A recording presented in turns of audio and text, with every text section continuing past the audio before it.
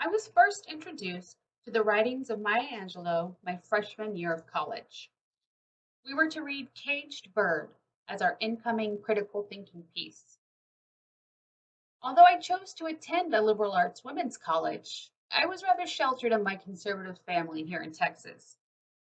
I did not fully grasp her writing at the time.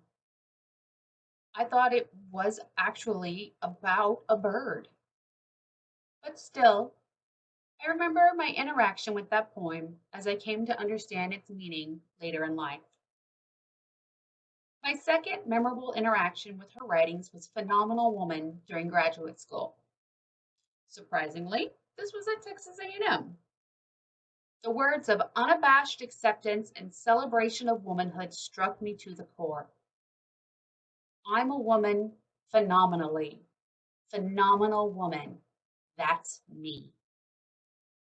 More recently, during a prolonged battle with mental illness, I found strength in her poem, Still I Rise.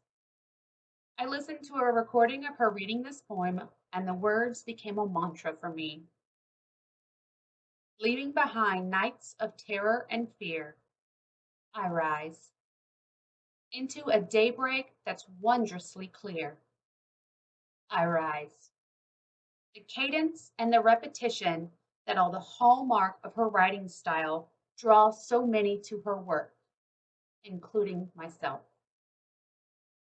And while her words have touched me at different points in my life, I do not claim them as my own because I cannot understand or speak from her experience as a Black woman.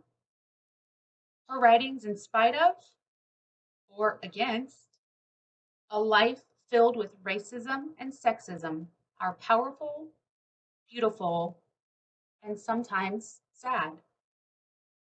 Whether it's one of her poems, one of her autobiographies, or one of her many quotes about life.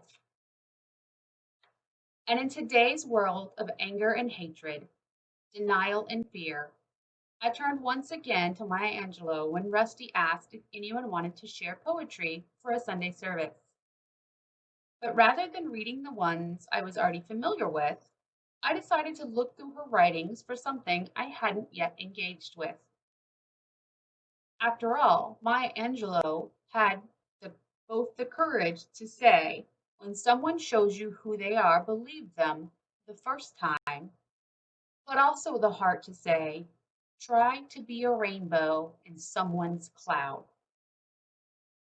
Her writings are about strength and knowing, and I hope that I will continue to be guided by her words of beauty, wisdom, and truth for years to come in both times of light and dark.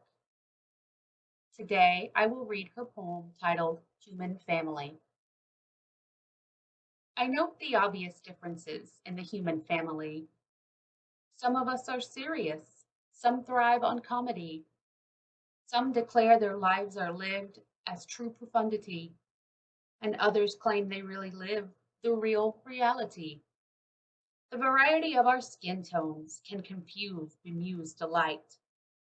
Brown and pink and beige and purple, tan and blue and white. I've sailed upon the seven seas and stopped in every land. I've seen the wonders of the world, not yet one common man.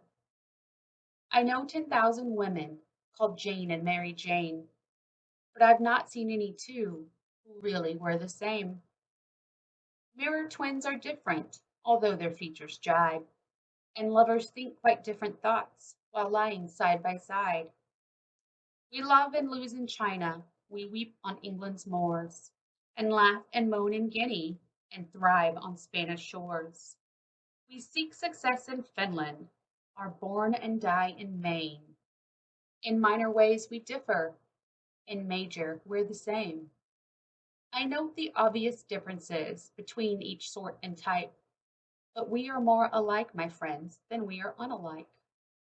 We are more alike, my friends, than we are unalike.